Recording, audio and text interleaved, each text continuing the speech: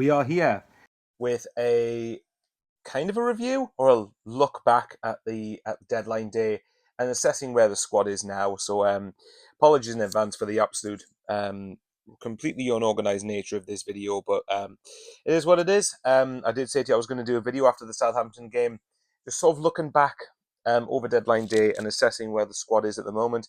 And this is that video. So there you go. So let's get right into it, of course.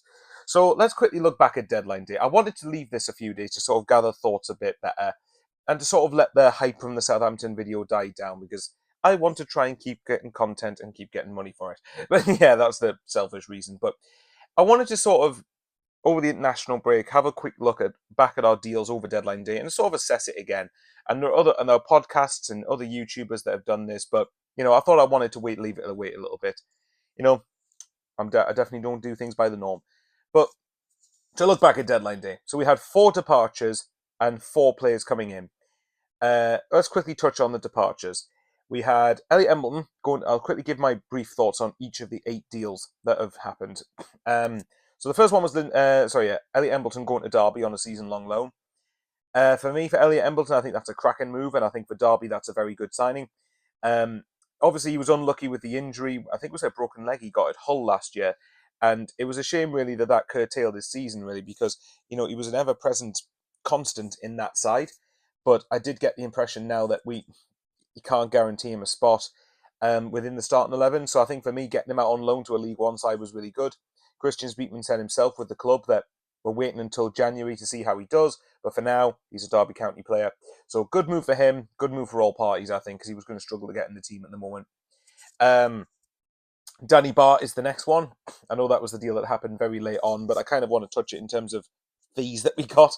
So with Danny Bart, right? With Danny Bart, I think for me, that was the deal that I was probably the one that I disagreed with the most. Now, there were reports, What the Folk Pods suggested this, and again, I know I keep name dropping them, but because they are a very, very good podcast. Very fair, very balanced. But, they were saying that apparently he definitely wanted to move and wanted to be away. And if that is the case, then fair enough. I completely get it. And he want to get his wages off the wage bill. But for me personally, I think as a character and with even as someone who's not a big believer in the we lack experience thing, I think he was someone that I personally would have wanted to keep. And by all accounts, it sounded like we didn't get a fee for him. And Chris Reeve, great lad, Talk Norwich City, asked me my opinion on him. And I think he's someone that will fit in well at Norwich. He's someone who's like a kind of a more old school, no nonsense centre half, which has definitely got its place. But with the way we're looking to play, it doesn't seem like he was going to get into the team. And I think as a result for Danny Bart, Norwich is a very good move. But I think for me personally, I would have kept him. But if he really wanted to go, then fair enough. I don't blame the club for letting him go. Lyndon Gooch, that's the obvious one, right? For sentimental reasons, no. I didn't want Lyndon Gooch to go. If you're viewing him as more of a... I'm trying the right way to phrase this. If you're viewing him as more of a winger, then for me personally, I don't think Lyndon Gooch is quite good enough. But I think as a fullback, I've got absolutely no problem with him because he's someone who's got the tenacity, he's aggressive, the right amount of aggression, mind. He's someone who literally wears his heart on his sleeve, and I think we couldn't be prouder of him for that. And he's been here for 17 years, I believe. And he's definitely had a roller coaster, more so than probably any Sunderland player has had in recent times. But for me, I think with Gooch, he needed to go and play.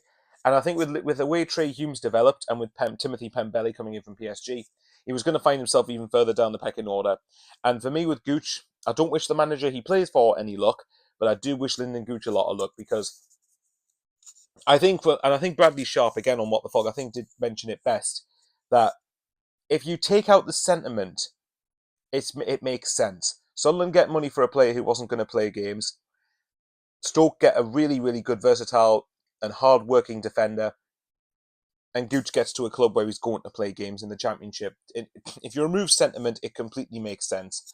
But from an emotional perspective, I personally would have kept him. And I think he's someone that for the dressing room I actually think would have been quite important. So, although personally I wouldn't, like with Bart, I wouldn't have let Gooch go. I can at least with Gooch see the logic in it because we get at least a little bit of a fee. It's reported to be 1 million anyway. But whether you believe that is entirely up to you. If we have got £1 million for him, then fair enough. But Gooch will always leave with best. I'm glad with the well wishes and the best wishes that Gooch left with, because he's someone. I mean, if you watch his video, then if you don't at least get emotional watching it, you're not human. Simple as that, in my opinion. But well played, Gooch. Except against us. Good luck in the rest of your career, and we'll see you back soon. Sorry, keep things in my mouth there. Right, now for the big one. Ross Stewart. If you guys know, a couple of months back, I did a video saying I'm sick of the Ross Stewart saga, or something like I'm bored of the Ross Stewart saga. And a lot of what I said in that video stands true now. It is still my opinion, because while Ross Stewart is a great player, don't get me wrong, he's a great player when fit, and I will forever thank him for helping us get out of League One. Similar to Alex Neil. Now, unlike Alex Neil, I don't hate Ross Stewart. I think for me, the biggest factor, well, there's two big factors in why I'm actually personally not that bothered that he's gone. The first one, of course, is the injuries, which has definitely helped things in our favour. Is that he had 3 months out last season, then he came back into the team around about December, like mid to late December, and at the back end of January, he got injured again for the rest of the season, which turned out the Fulham game was his last spell in the Sunderland shirt, as it turned out. But I think with Ross Stewart, we've adapted so well without him last year. And yes, I do get the caveat that Ahmad was there, but as I've said loads of times before, just because Ahmad isn't there doesn't mean we're not a good team. And I think Saturday, if anything, proved that. And I think the performances in general at the start of the season have proved that. But I'm getting off topic here. Topic? That makes no sense. I'm getting off topic. Regards to Ross Stewart, we've learned to adapt and play without him. And I think we've certainly been able to prepare for the scenario in which he might go. And the second reason, and probably the biggest one why I'm not as bothered, is pure and simply the contract situation. I think was really starting to get on my nerves.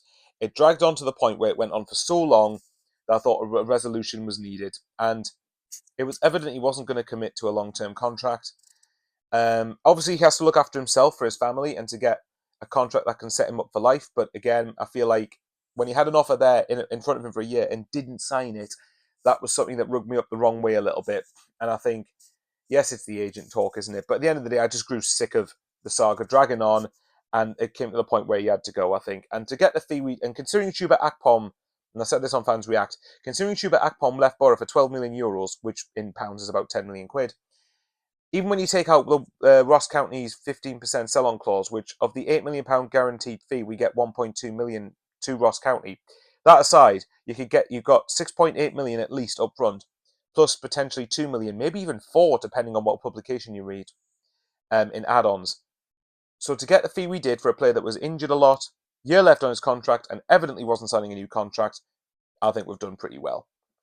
Now for the incomings. Now this one's going to be a lot shorter because I don't know much about these lads, but I'll quickly touch on my thoughts on them.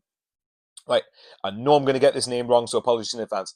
Adil Echuchi, I think that's how it is. Maybe I'll just call him Adil. But to be fair, I have said that for a while that we've needed someone out wide because we lost Lahaji. We were on the verge of potentially losing Roberts, if you believe what was said. But I think with Echuchi, we've got someone who is a 10 apparently, but can play out wide. Now, if we're viewing him as a player who can play out wide and covering that position, then that's absolutely fine.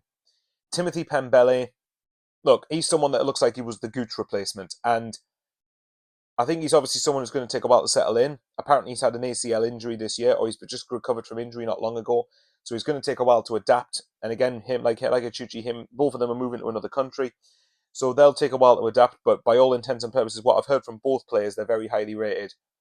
Again, can't judge it though because I haven't watched them play. And we've got not one, but 2 strikers on deadline day, which we've now got 4 strikers. Nazari Russin. Now, apparently, this was a deal that was in the pipeline for a long time. This was a deal that apparently we were really in for. And look, good to hear it finally got over the line, mind.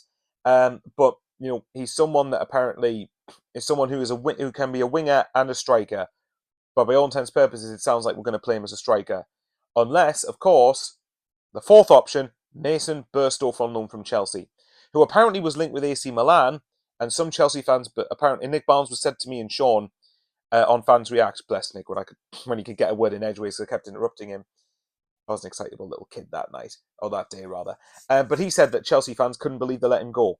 And for me, this is one of the biggest reasons why with Speakman and Harvey, especially, that I do defend them heavily, and especially with Speakman, because we get signings in that people of the club that they're leaving are going, we can't believe that they've got him. What a deal. So with that in mind, I don't know any of these lads enough to what I need to watch them play first. But don't anyone say now we don't have strikers, because we do. Mason Burstow, Nazari Russin, Louis Jimenez Semedo, and Mayenda. I don't know what Mayenda's first name is, actually, come to think of it. I probably should have researched that, but I'm lazy. But to sort of assess what I think of the window as a whole now it's closed, the two things I disagree with on deadline day that I wish we'd done it differently, unless he really wanted, number one, unless he really wanted to go Danny Bart going, I think we should have kept him.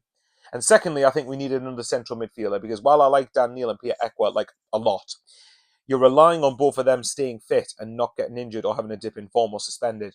That's a lot to ask of those two players. And while I'm not a big believer in the experience thing, I personally grew up quite tired of it when people say it.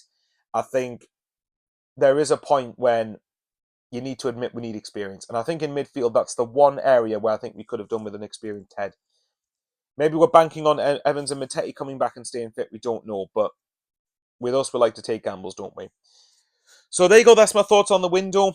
Sort of assessing the squad as it is now, I think we've got now two players for every position except for central midfield. You could argue maybe out wide, but it sounds like Achuchi is going to be covering that position. And we've got Jewison Bennett at least until January. So now we've just got to wait and see what the next few months bring until the January window. But let me know, guys, what you think. What do you think of the business we've done? I think personally, if I was to give it a rating, I'd give it a 7, but only because I haven't watched the lads play yet. But in terms of positions on paper, we have addressed most of the issues. Time will tell how good the players coming in are, though. And just very quickly, to quickly touch again on the Southampton game, it was just absolutely mental. I'm still in shock to this day that result happened. Southampton aren't a bad side, and I think if anything, that's just dispelled this myth that Ahmad made Sunderland a good team and that we haven't got much without him. I think Saturday proves that theory is a load of nonsense, in my opinion. But anyway, guys, I'll love you and leave you there. As you know what's coming, and I'll keep it as brief as possible. Trying to hit 5k subs, and nearly half the people who watch are not subscribed. So if you're a regular watcher of my videos and you're not subscribed, hit the subscribe button. It would mean a lot. And yeah, what you guys doing for the international break at the weekend? I'm out for a birthday meal on Saturday, but unless we get something with a contract announcement, the next time you probably see me is the QPR game, which I am going to, by the way. New ground to take off. Can't wait. But anyway, guys, I will love you and leave yous. You guys stay safe. Enjoy the international break. Still bask in the 5-0 win, because against a good team, it doesn't happen very often. And as always, stay safe and Howie the lads.